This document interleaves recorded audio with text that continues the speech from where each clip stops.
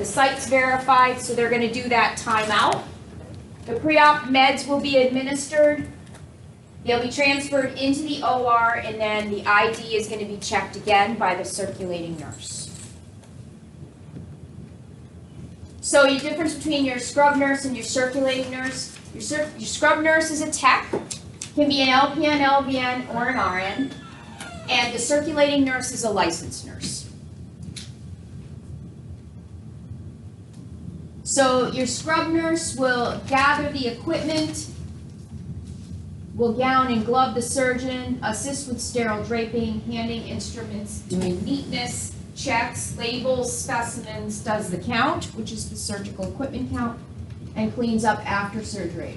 The circulator will coordinate care, verify the consent, greets and assesses, checks the medical record, checks equipment, assists with the ties of gowns, transfers the patient, may insert the catheter, and monitors urine and blood loss. And LPN can do either one of those. Yeah, so the typical, what they're training now is the LPN will do the scrub. The circulating nurse typically is an RN. Yep, because right here is where they kind of, that assessment thing, they need an RN to go behind them. So you're gonna see the LPNs here and the RNs here. Post anesthesia, they'll go to the PACU. This is where the warmth is begun. They'll be positioned to prevent aspiration. Their vital signs are every 5 to 15. They're usually on an automatic vital sign machine. Recovery will take 2 to 6 hours. They'll have all DREET scoring. A 9 to 10 indicates the readiness for transfer. I can't remember, but just know that right there. I can't remember if I put that on. Family may visit for a few minutes after the patient is awake. You need to know that. Same-day surgery, post-anesthesia care.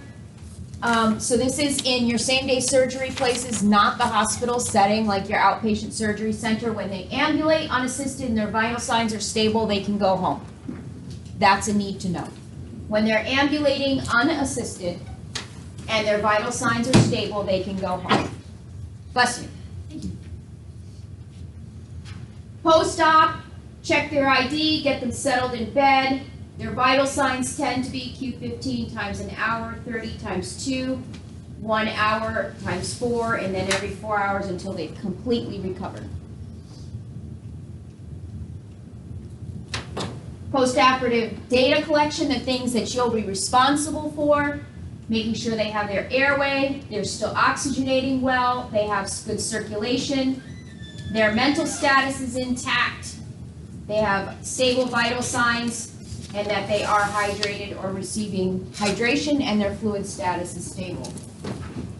You'll be eyeing the surgical site, checking their GI tract, so you'll be listening to bowel sounds for any tubes, kidney function, urinary output, pain scale 0 to 10, and medicating appropriately, and their skin condition.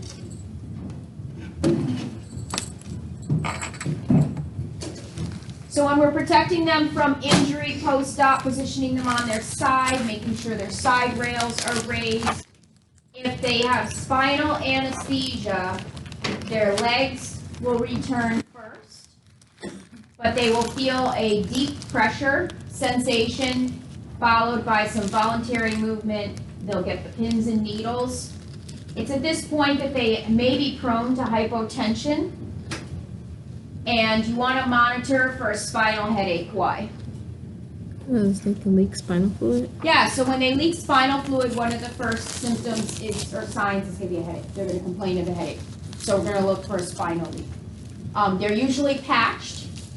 So they'll be given a plug. Sometimes it's a blood plug, so they have a little blood injected back into that hole and it clots off. And other times it's going to be like a synthetic patch that they're given. You'll know what is given to them. It'll be on the post-operative paperwork, so you know what to look for. Check the surgical site. The dressing should be dry. If it's stained, this is important, if it's stained, You just outline that area, because we're looking for a progression of that. So we're looking for it to go outside the boundaries of your initial outline. If the dressing is saturated, test questions, reinforce, do not change unless you have an order to do so. Usually the surgeons are very snarky about that and they want to do the first dressing change. So you just are responsible for reinforcing and reporting if you've had to reinforce his dressing so you can come up or she can come up earlier and evaluate it. Check the site every hour, times 4 hours, every 2 hours if bleeding has not occurred. Report extensive bleeding directly to the surgeon. You'll let your supervisor know, but the surgeon must also know. Check drains for patency. When you have blood drains, you want to make sure that no blood is clotted off in your tubing, preventing it from draining, so make sure it's patent. Empty and decompress, so your JP bulb drains, you squeeze them and plug them so that they can suck blood back out. And you want to record that. We've had some significant issues with nurses not recording how much drainage they're getting out. So it's not a good indicator of whether or not they're stable. So make sure it goes on their output record as drainage. Position these devices so there's no pulling on the skin. So people stand up and they've got drains that are like stitched to them and you see their drains swinging around. They really should have them safety pinned up. You know, you have a little tab on it and you can safety pin that to the garment so that it travels with them a little bit. Check for kinking and make sure if you have any drains that are a little bit lengthy or in the back that the patient hasn't kinked them off by rolling around so it can get a little kink in it. Very important. You want to promote respiratory function, atelectasis. Know this, it is the collapse of alveoli. You may have mild hypoxia. We can pretty much fix that with deep turn cough and deep breathe. However, coughing may be contraindicated in your hernia repairs, in your eye surgeries, in your ear or brain surgeries. Remember, because we don't want pressure, okay? Because that causes that Valsalva pressure. So they may say no cough. So we may actually give them a cough suppressant, but we'll still have them do incentive spirometry, but we won't have them do these deep coughing. Complications, signs, or symptoms. Any shortness of breath or pain on inspiration or extreme fatigue post-operatively, immediately post-operatively, not from their baseline, is of concern. Circulation, extremity or pelvic surgery, check their distal pulses. If they have any extremity or pelvic surgery, check those distal pulses. We're looking for what? We're looking for a clot. Check their skin temp. Again, we're looking for circulation, possibility of a clot. Check their cap refills.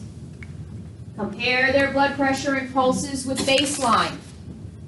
That's going to be one of your warning signs that if you have blood pressure and pulse that is not at their baseline, especially if you go hypotensive, we're looking for somebody bleeding, we just can't see it.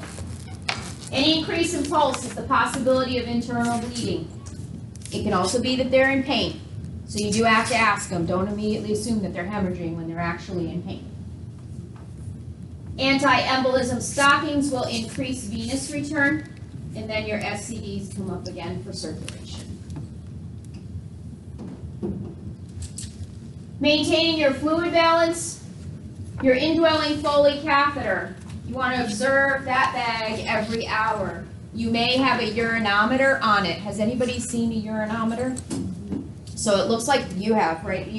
Looks like a Foley bag, but it's got an extra plastic thing that measures for every hour. It has like a measurer there, and then you dump it into the bag. It's attached. You dump it into the bag, and then it fills back up again. So that's your urinometer.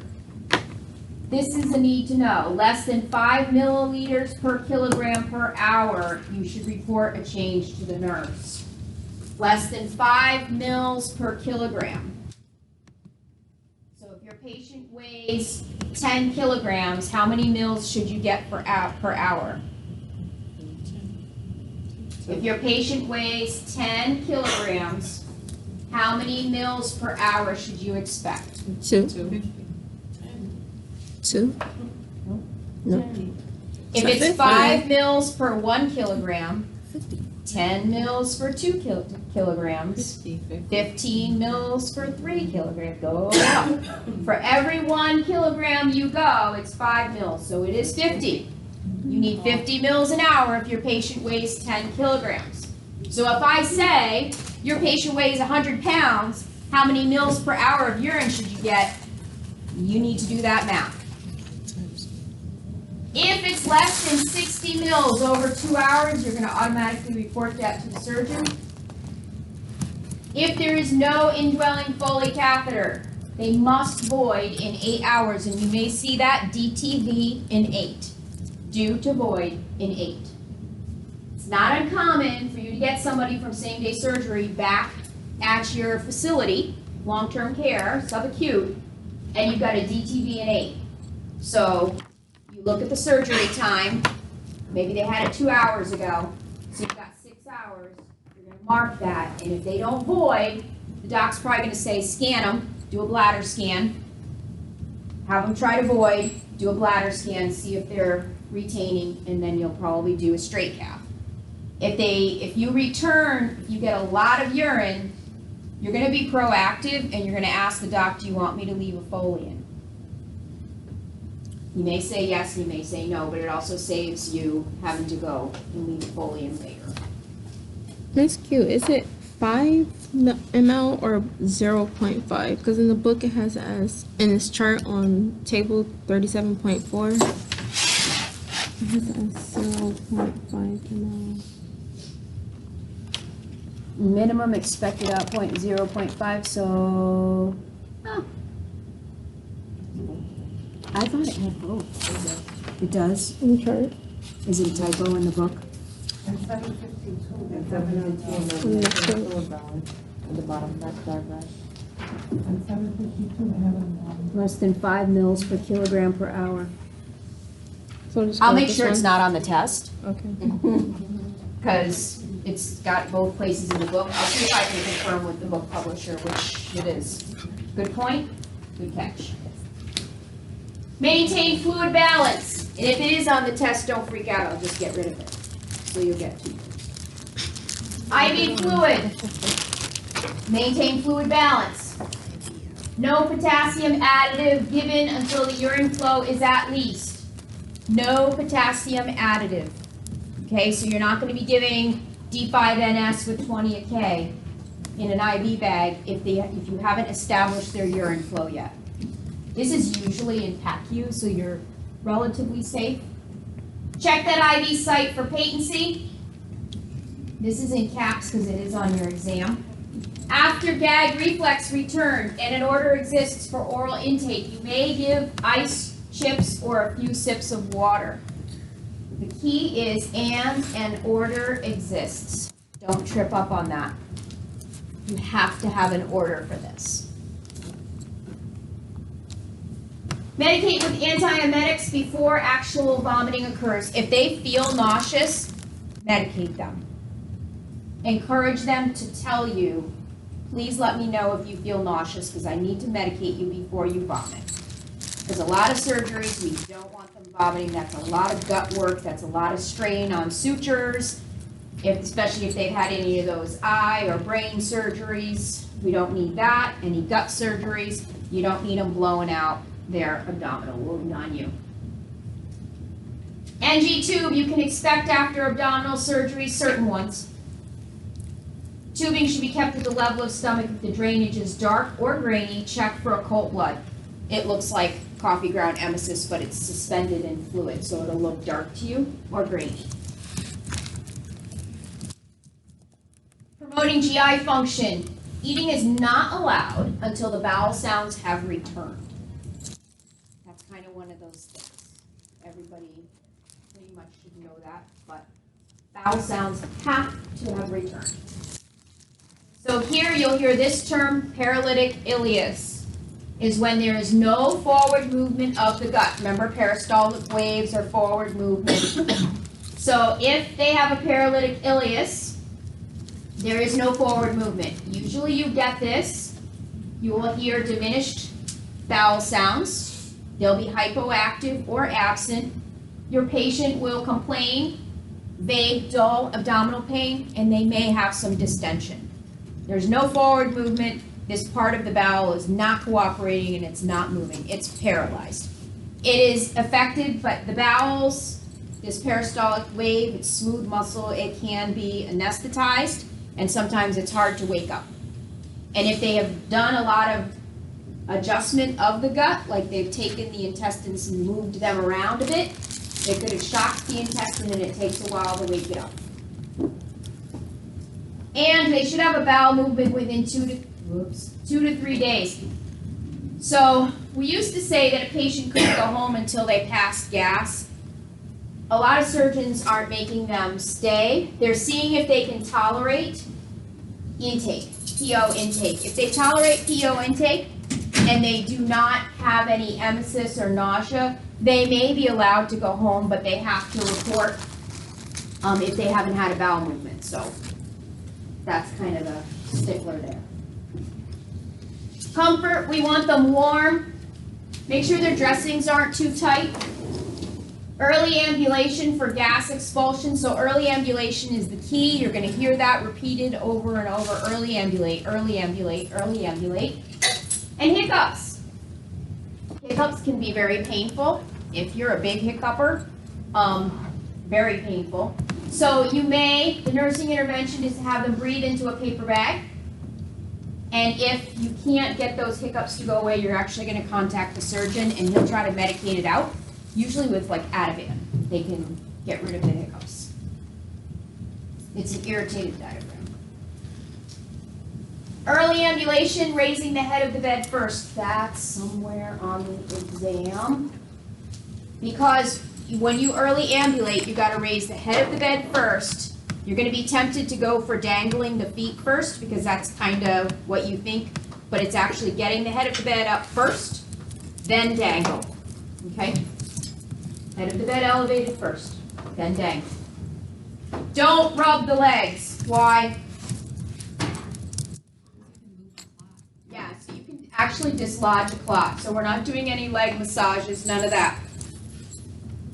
And range of motion for those that are on bed rest. And you saw some of those with the ankle pumps and the knee mobilizations, and then you're just going to do general range of motion with them.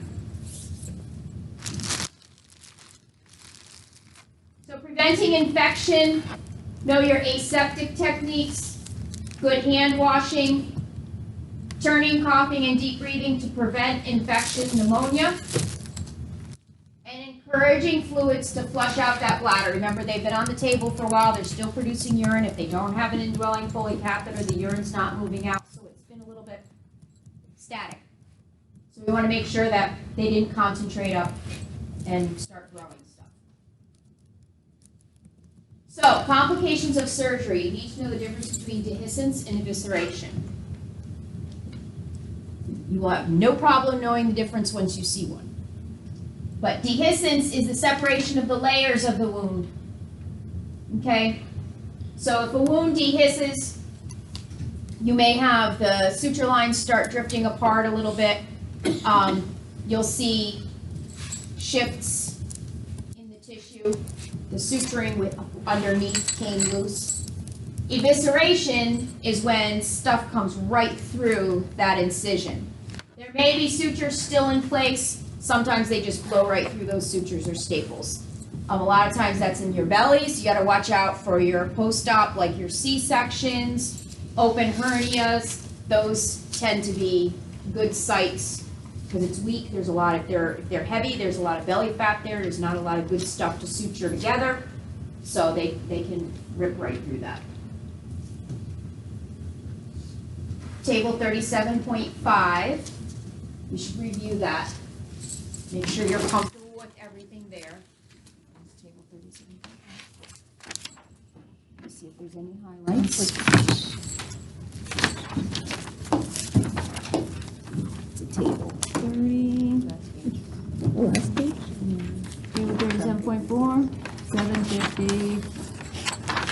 Yeah. Oh. Yep.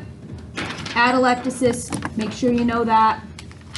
Urinary retention. These are all your signs and symptoms. I think they're pretty basic. Should be fine. Just make sure you review that. Nothing new there. Does anybody have any questions about what we covered?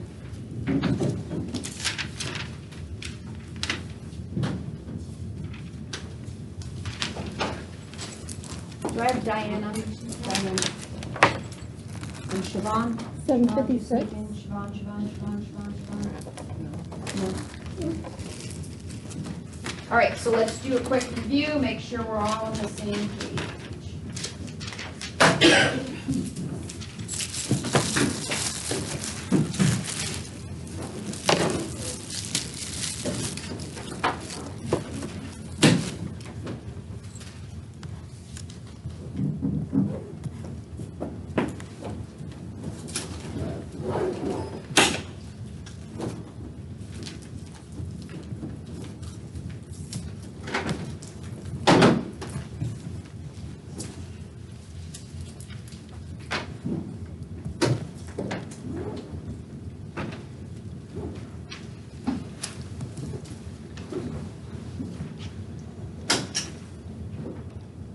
Diaphragm movement, you should know it.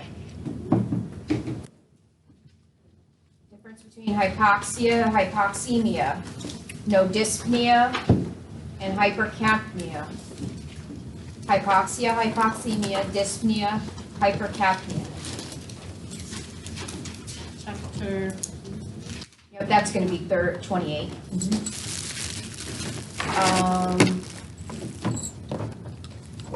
What do you do for a choking victim? How do you teach forceful exhalation? When do you schedule postural drainage? Oxygen flow for COPD.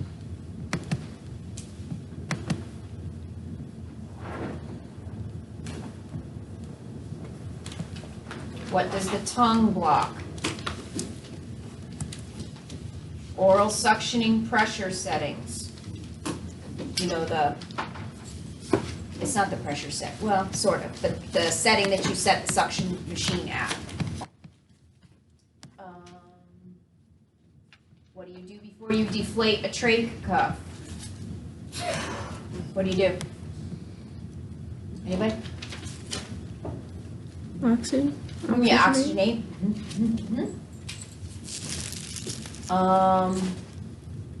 Water seal drainage with bubbling, what does that mean? Is it working or not working? Yes, it is.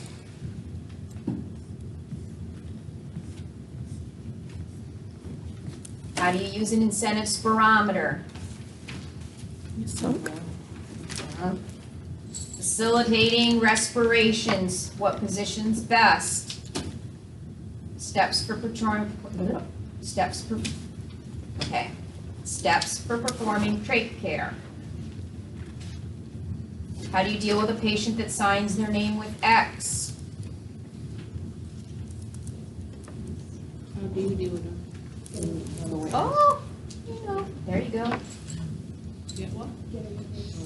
Can I have a witness?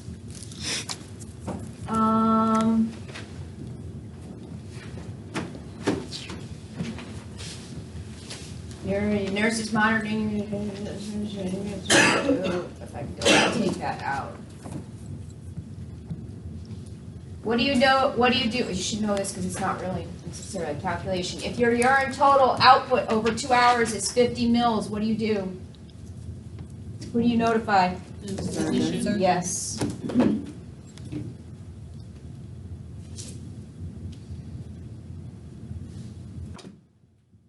What do you do before giving anybody anything to eat?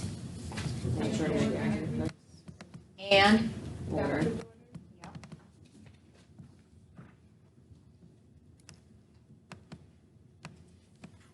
Early stage of hypoxemia. In your book, it breaks it out. So the early stage.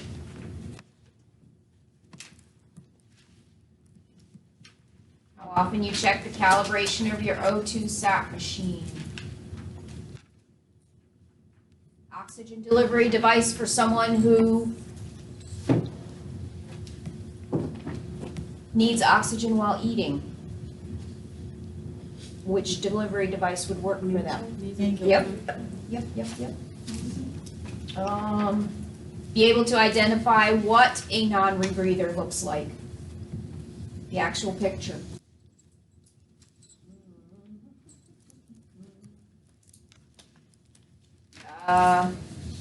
Compression depth for adult CPR.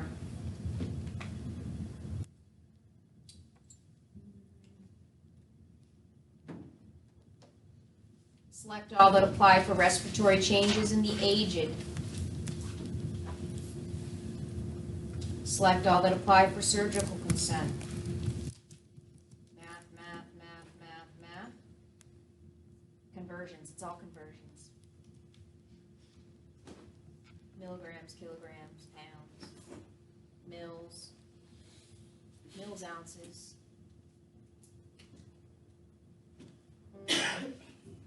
Oh, prioritizing a patient who gets higher priority over another patient. That's not that bad. Does anybody have any questions?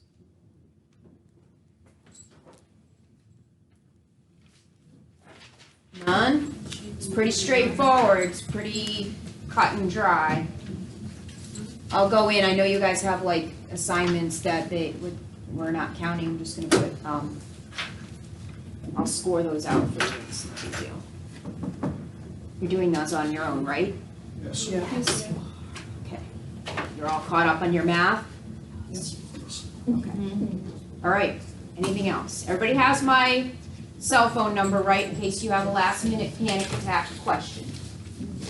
I can usually answer it, as long as I'm not in the bathroom or sleeping. So when's the exam? Oh, I don't know. Next week. Yeah, it's like Monday, right? Week after. It's a week after, right, because we have a week off. 25th, I think. Well, yeah. It's the same week.